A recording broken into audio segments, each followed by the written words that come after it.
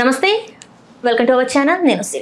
ఆంధ్రప్రదేశ్లో కూటమి ప్రభుత్వంలో చాలా మార్పులు అయితే చోటు చేసుకుంటున్నాయేమో అనిపిస్తుంది. ఎందుకంటే ఎప్పటికప్పుడు చంద్రబాబు నాయుడు గారు అయితే ఎంపీల ప్రోగ్రెస్ కార్డుని, ఎమ్మెల్యేల ప్రోగ్రెస్ కార్డుని అయితే తెచ్చుకొని మరి వాళ్ళకి సలహాలు సూచనలు ఇచ్చే ప్రయత్నాలు అయితే చేస్తున్నారు. ఇప్పుడు 21 మంది మరి ఎంపీలు అయితే ఉండడం జరిగింది.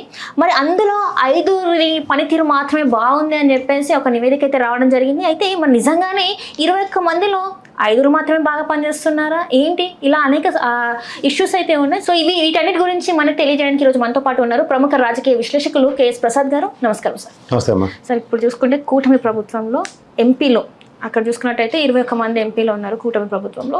సో వాళ్ళ గురించి ఒక నివేదిక, అంటే ఎప్పటికప్పుడు వాళ్ళ పనితీరు ఎలా ఉంది, ప్రజల్లోకి ఎట్లా వెళ్తున్నారు ఏంటి అనేది ఒక ప్రోగ్రెస్ కార్డు లాంటిది చంద్రబాబు నాయుడు గారు తెప్పించుకున్నారు. కానీ అందులో మాత్రం 5 పనితీరు మాత్రమే బాగుంది అని చెప్పేసి ఒక నివేదిక అయితే వచ్చిందని చెప్పేసి బయటకి వినిపిస్తుంది. సో ఏంటంటారు మరి, 21 మందిలో 5 పనితీరు మాత్రమే బాగుందా, లేకపోతే మిగతా అందరిది కూడా బాగుందా? బయటికి ఇట్లాంటి వార్త ఏమన్నా వచ్చిందంటారా? గుడ్లు మెల్లనయం అన్నది ఒకటి ఉంటుంది కదా. ఆ 21 మందిలో 5 కాస్త అనా పైసా కనబడి ఉంటారు, మిగిలిన వాళ్ళు ఎందుకు పనికి రాకుండా కనబడి ఉంటారు చంద్రబాబు నాయుడు గారికి.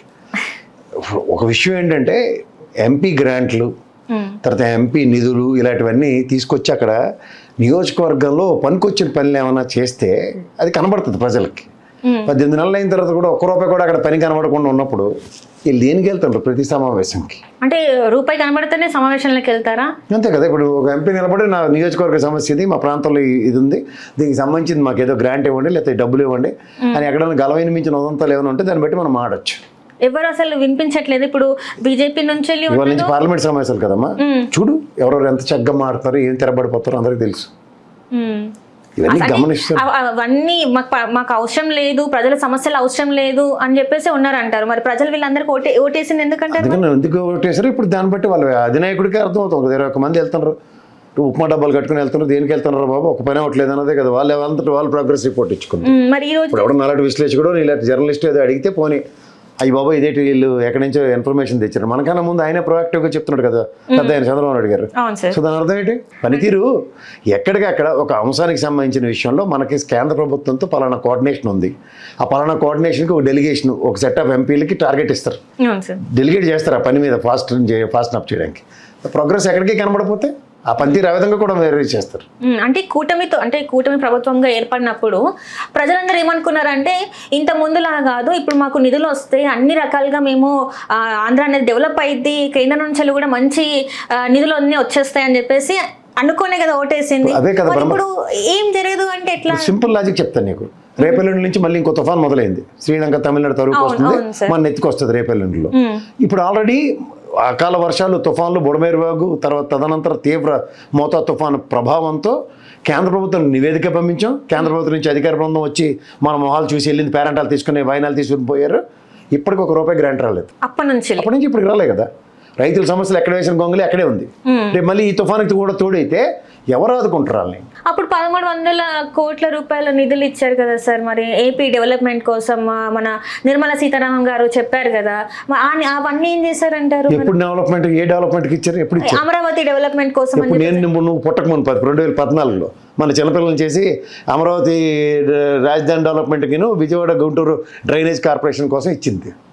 దాని పర్యవసానం 1,500 కోట్లు ఇచ్చారు. మళ్ళీ చంద్రబాబు నాయుడు గారి ప్రభుత్వం వచ్చిన తర్వాత కూడా అన్నారు కదా, ఇచ్చారు కదా. ఏమి ఇచ్చారు? అప్పు తెచ్చుకోమని వరల్డ్ బ్యాంక్ నుంచి, ఏషియన్ మార్కెట్ నుంచి గ్రాంట్ అని ₹1 ఇవ్వలేదు.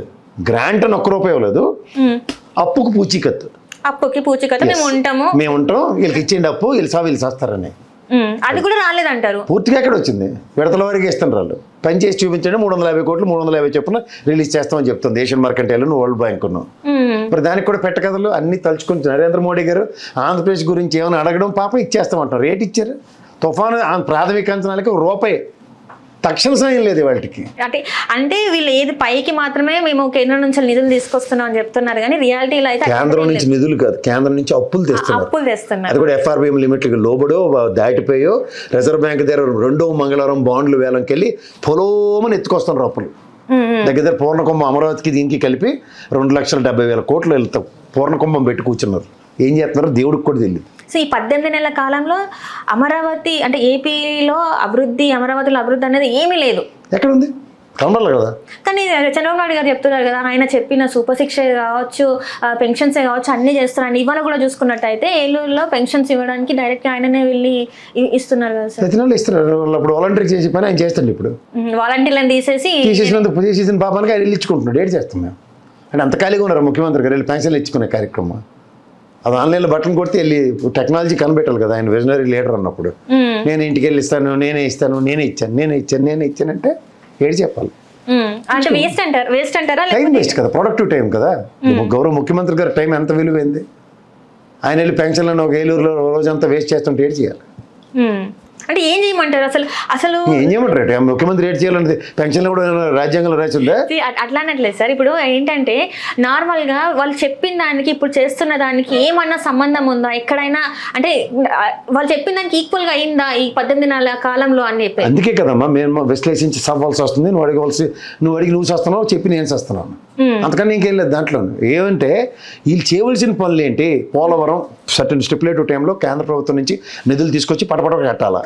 ఏది దాని మీద డెలిగేషన్ ఆఫ్ ఎంపీస్ పని టాస్క్ అప్ చెప్తే హెర్క్లెన్ టాస్క్లో అక్కడ వాళ్ళ స్వాతి ముత్యంలో కమలాసంలో కూర్చుంటున్నారు మా ఎంపీలు. గబగబ డబ్బులు వచ్చి అక్కడ స్వాతి ముత్యం సినిమా చూసావా? తెల్లారిసరి సౌమ్యాజులను ఎత్తికెళ్తాడు నాకు ఉద్యోగం ఇస్తావు బాబా అని. అలాంటిది ఏమైనా వీళ్ళు ఎక్కడైనా ఎంపీల దగ్గర నుంచి చూసావా? పోనీ అమరావతికి సంబంధించిన విషయంలో 2 సార్లు, ఒకసారి మొదటిసారి నీళ్లు మట్టి కొట్టిపోయారు, రెండోసారి వచ్చినప్పుడు చాక్లెట్ ఇచ్చారు సార్ పవన్ కళ్యాణ్కి. సార్ చాక్లెట్లు కాదు సార్, మాకు ఏదో డబ్బులు ఒక గ్రాంట్ రూపంలో 1000 కోట్లు 2000 కోట్లు ఇవ్వండి, పుట్టిన 4 బిల్డింగ్లు కట్టుకుని బయటకు వస్తాం అంటున్నారా? అది లేదు. సో ఏమైనా కనబడుతున్నాయి నీకు ప్రాస్పెక్టివ్గా? బనకచర్ల చిన్నలు విద్యాశాఖ మంత్రి బనకచర్ల గురించి మాట్లాడు ఆశ్చర్యకరంగా. దానికి సంబంధించిన అంశాల్లో కేంద్ర ప్రభుత్వం మీద ప్రెజర్ అయిన ఒక సెట్ ఆఫ్ స్వాతి ముత్యం కమలాసంలో ఎంపీలను ఒక 5 ఇచ్చి సార్ బనకచర్ల మాకు ఎలాగైనా ఒప్పించండి సార్, పోలవరం నుంచి ఎక్సెస్ వాటర్ మీరు ఏదో దాన్ని ఎత్తు తగ్గిస్తూ ఉంటారు కదా, వద్దు సార్ ఎక్సెస్ వాటర్ను బనకచర్లకు తరలించడానికి మాకు వెసులుబాటు ఇవ్వండి అని ఒక సెట్ ఆఫ్ ఎంపీలను ఏమైనా డెలిగేట్ చేశారా? అది కదా చేయాలి. విజనరీ లీడరు ఆయనకున్న హెక్లెన్ ఎక్స్పీరియన్స్కి చేయవలసిన పనులు ఇవి. అయితే ఇదేట బాబు నక్షత్రంలో తగిలండి నాకు నా ప్రాణం మీదకి బీజేపీ పొత్తు పెట్టుకున్నాం కానీ ప్రాణాలు తినేస్తుంటారు రాష్ట్ర అభివృద్ధి కోసం అని మేమందరం ఒక టాపిక్ డిస్కస్ చేస్తాం కదా.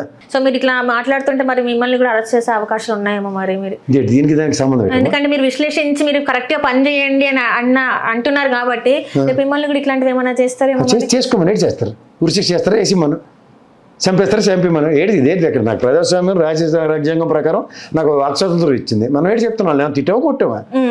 ఈ పనులు ఏమైనా చేస్తే ఎంపీలు నేను కాదు కదా, ఆయనే చెప్పాడు కదా, ముఖ్యమంత్రి గారు చెప్పారు ఎంపీలు పనితీరు బాలు 21 5 ఏదో తూతూ మంత్రంగా నడిపిస్తారు, మిగిలిన అందరూ అపదప చెప్పని ఆయనే చెప్పాడు కదా. మరి మళ్ళీ నేను వచ్చి మళ్ళీ నన్ను జైల్లో పెట్టాడు, దీంట్లో తుంటు కొడితే పనులు రాలేయాలి అంటే ఇప్పుడు అట్లనే జరుగుతున్నాయి కదా. మీరు పనులు చేయట్లేదు, ప్రజలకు ఇచ్చిన హామీలు నెరవేరుస్తలేరు, ఏం చేయట్లేదు. హామీలు ఏంటున్నాయి మన రాష్ట్ర ప్రయోజనాలు. ఆ బీజేపీ వాడు ఏటి చేయడు, నీ సరదా పడి ఇలా పొత్తు పెట్టుకుంటే నేనేటి చేయాలి దానికి? వాడు ఎంగిల్ చేత్తో కాకిని కొట్టడు ఆంధ్రప్రదేశ్ రాష్ట్రానికి కానీ తెలంగాణకి కానీ. ఇది జగవేరిగిన సత్యం. 10 years ట్రాక్ రికార్డు. వాళ్ళు పట్టుకొచ్చి వాళ్ళు ఇచ్చేస్తారు, వాళ్ళు తీసుకున్న రకాలన్నీ పొగుడుకుంటూ భజనలు చేసుకుని తిరుగుతుంటారు.